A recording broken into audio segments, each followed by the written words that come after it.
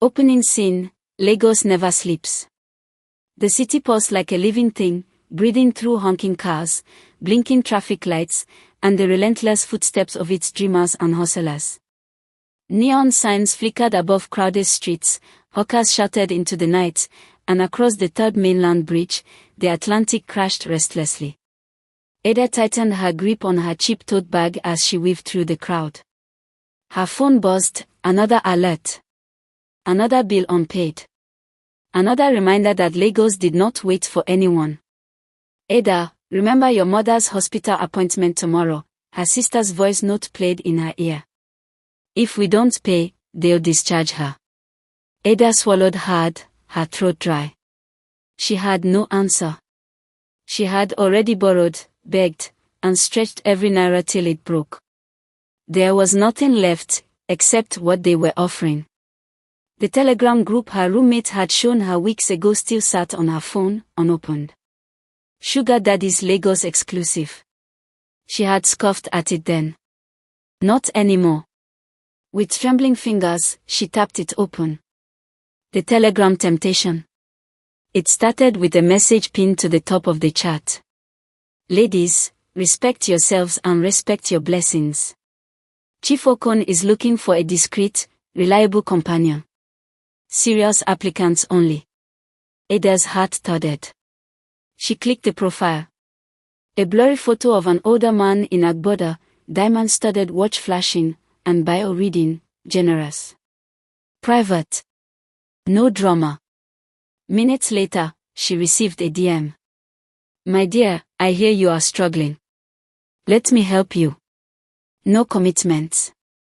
Only gifts in exchange for your company. Ada hesitated. She was raised better. But what was dignity when your mother couldn't afford dialysis? Dinner tonight. 8 p.m.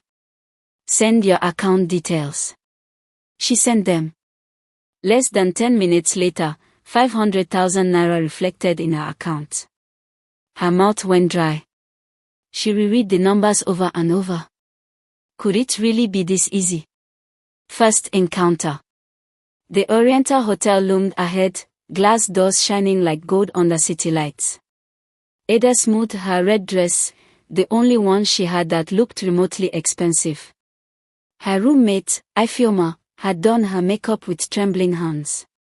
He's a big spender, Ifeoma had whispered, almost reverently. He paid for my tuition last semester. Inside, Chief Okon waited at a corner table, nursing a glass of red wine. His face was deeply lined, his eyes sharp, predatory. But his smile was warm. Too warm. Oh, my flower, he greeted her, standing to pull out her chair. His fingers lingered too long on her back. She forced a smile. Dinner was luxurious, prawn cocktail, jollof rice with grilled fish, vintage wine. Ada found herself relaxing. Maybe this wasn't as bad as she feared. Until his words chilled her spine. You remind me, he said slowly, tracing the rim of his wine glass, of the last girl who sat here. Ada blinked. Last girl. She wanted to leave. His eyes darkened. She changed her mind. An uneasy laugh escaped her lips, but inside, something twisted. Before she left, he pressed a second envelope into her hands. To show my appreciation, he said softly. Another 500,000 naira. Strange gifts, strange dreams. The money flowed like a river. Designer bags. Phones. Groceries delivered to her family. Chief Okon asked for nothing but her presence at lavish dinners and the occasional late-night video call. Nothing more. Ada's family rejoiced. Her mother's treatment continued. Her younger brother returned to school. But at night, Ada's dreams grew dark. Candles flickering in a circle. Chanting voices in languages she didn't understand. Shadows that reached for her with greedy hands. She woke up breathless, her sheets damp with sweat. Once, she dreamed of her mother, eyes glassy, lips whispering, "Run, Ada. Run before it's too late." But Ada was too deep in comfort to run. Until the messages started arriving. You belong to me now. Collection is coming. Prepare yourself, Ada. She tried to block the number, but the messages kept coming, from different accounts, different platforms. Even her old Facebook inbox pinged. One night, as she rinsed her face in the bathroom, she looked up and saw her reflection smiling back when she wasn't. The revelation. Terrified, Ada turned to Ifeoma. Something is wrong, she confessed. I keep having nightmares. The chief, he knows things about me he shouldn't. He mentioned my father's old car accident. Ifeoma's face paled. Her usual bravado melted away. I wanted to warn you, Ifeoma said hoarsely, eyes glistening with fear. But I didn't know how. Ada. Chief Okon has been dead for 2 years. Ada staggered back. What are you talking about? I swear. He died in a fire accident. Burned alive with several girls trapped in his house. It was in the news, they buried him in Lekki Cemetery. I thought it was just another Chief Okon, until you mentioned the car accident. Only the real Okon knew that. Tears welled in Ada's eyes. She checked her chat history. The profile photo was gone. His number now showed as unknown contact. Desperate, they visited an old priest in Mushin. He examined the strange messages, Ada's account statements, and the cursed telegram group. His conclusion was chilling. You have been marked, the priest said gravely. Chief Okon's spirit has bound himself to you. Every gift, every naira you received, was a contract written in blood. But how do I break it? Ada pleaded. The priest hesitated. You must return what you have taken. Every gift. Every coin. Burn it before midnight tonight. But even then, he trailed off, shaking his head. The ritual of return. Ada and Ifeoma tore through her apartment, gathering every sign of Chief Okon's generosity.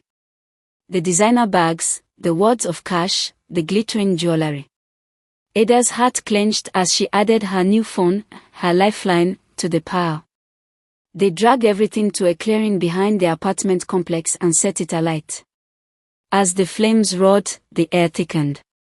Ada's eyes stung with smoke and something else, a presence. Suddenly, the fire turned green. A guttural laugh echoed through the clearing. Foolish girl, a deep voice thundered from the shadows. Do you think fire can free you from my grip? Ada screamed, clutching Ifeoma's arm. From the flames, Chief Okon emerged, wreathed in smoke and ash. His face was burned, half skeletal, eyes glowing red. You signed the contract willingly, he hissed. Now, it is time to pay your debt. The ultimate price. The ground trembled beneath their feet. Ada and Ifeoma fell to their knees as spectral hands clawed at the earth, dragging themselves into the mortal realm. The priest had warned them, greed binds tightly, and some chains cannot be broken by fire alone. Ada closed her eyes, tears streaming down her cheeks. Please, she whispered. Spare me. Spare my family. Chief Okon tilted his head, considering her plea. I am not without mercy, he crooned. I will give you a choice. A scroll materialized in his charred hand. Names scrawled in blood covered its surface. Choose, he commanded. Your life, or Ifeoma's. Ada's breath caught in her throat. If she refused, both would be taken. If she chose, she damned her friend. Trembling, Ada reached for the scroll. Then Ifeoma did something unexpected. She snatched the scroll from Ada's hand and thrust it into the dying embers of the fire. A blinding light exploded from the flames, knocking both women backward. When Ada opened her eyes, the clearing was empty. The fire had died. The cursed items reduced to ash. Ifeoma lay unconscious beside her, her pulse faint but steady. Chief Okon was gone. Days passed. Ada returned to her normal life, shattered but alive. She blocked every suspicious number, deleted every app, and visited the priest weekly for prayers. Her mother's health improved. Her family was safe. Or so she thought. One morning, as she checked her bank balance, her heart stopped cold. Your balance has been updated, 13 million Nigerian nairas credited. Ada's fingers trembled as she scrolled down. Memo, thank you for your loyalty. Collection pending. Her eyes darted to her window. Outside, parked across the street, was a black SUV. The license plate read, Okon 1. Her phone buzzed. A new message. You can never leave the group. See you soon, Ada.